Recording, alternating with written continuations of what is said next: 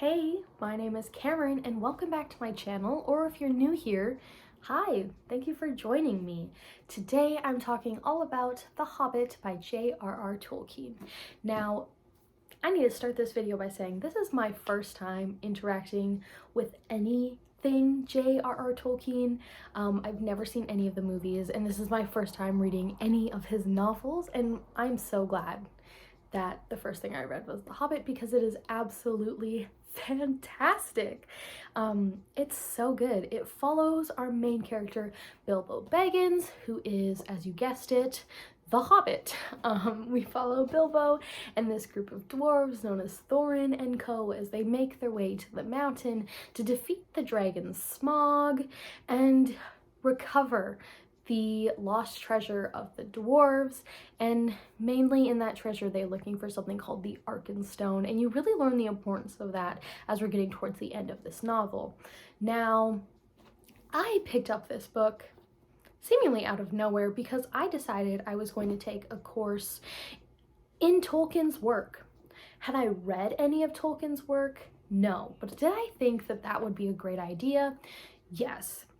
Now, you might be thinking to yourself, that's kind of crazy to have a whole class dedicated to a single author that you've never even read or watched any of the movie adaptations of his book. And you are 100% right. It was 100% absolutely crazy of me. However, I am so glad I took that course, and I'm so glad I'm in that course right now because it is so cool and so interesting because The Hobbit is so good. It's so good. It's such a great introduction to the Legendarium, which is what almost the entirety of Tolkien's work is called, so that's including The Hobbit, The Silmarillion, and all of the Lord of the Rings books. It's super good. And I'm really enjoying it. The Hobbit was turned into 3 movies, the first one in 2012, and each one there a year after, and I had never seen any of them, and I was very surprised that The Hobbit was only 1 book when there was 3 movies, because typically it's like a movie, a book. But not like that for The Hobbit. I guess the director sliced the book into thirds. I've never seen the movies, and honestly, I don't know if I want to see the movies because this book is so good. It's a classic, and now I understand why. It is fantastic.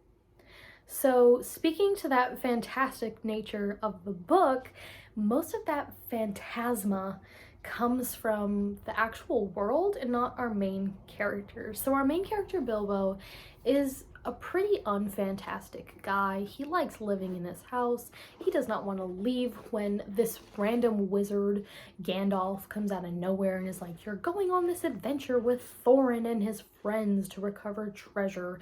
Bilbo's like, what are you talking about? Come back tomorrow and we'll talk about it over tea. I think is so funny and so uniquely Bilbo. Like, yeah, I would rather talk about it over tea. And I really connect with Bilbo in like a really random, really weird way. I think Bilbo and I are very similar in that nature. He's like very skeptical of what's going on and like going on this adventure. But then when he's on the adventure, he's like, wow, like I'm Bilbo and I'm on this adventure. Which is definitely something I think I would do. I'd be like, no, I don't want to go on an adventure. And then I would go on an adventure. Like, wow, I'm on an adventure. Totally something I would do. I digress. The Hobbit, absolutely fantastic. Now I understand why it is like so highly regarded, not even in like the fiction genre or just as a piece of literature, but in the world of fantasy. Tolkien has completely created something out of thing.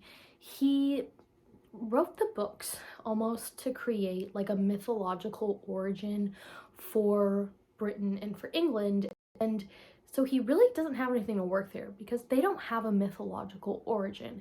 It's different than the Norse or the Greek or the Celtic, who have a little bit of mythology there that you could kind of pull from to bring it in a little bit more, but he had to pull in certain elements, but in an English landscape, which I think is really interesting because I love mythology, and I think it's so cool. And you can kind of see certain parallels in the way that he's telling this story. He's dragging out certain parts but really shortening other parts. Like, we really shorten and condense the Battle of the Five Armies at the end, but we're really dragging out his time while they're walking in the forest and he's thinking about how hungry he is.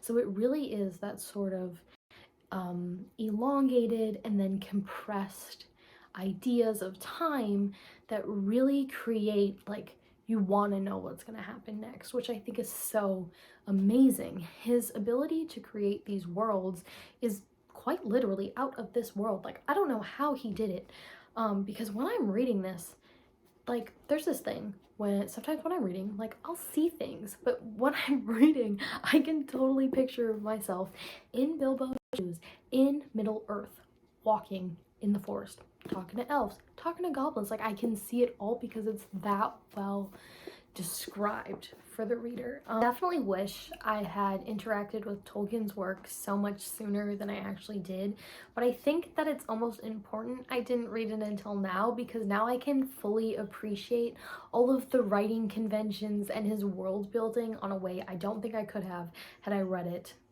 when I was younger. So yeah, that is my thoughts on The Hobbit. I absolutely loved it, and if you haven't read it, you definitely should pick up a copy because it is so good. Like, following Bilbo on this journey is so fantastic. It's so fun. It's definitely like a fun read, but you can really tell that you're reading something that is so important to so many other readers and writers that it's almost like an extra layer of like how cool this book is.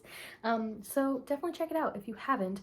I have decided that I'm going to make a little bit of a series for myself where I talk about Tolkien's work as I'm reading it for class. So if that's something you're interested in, give this video a like and subscribe.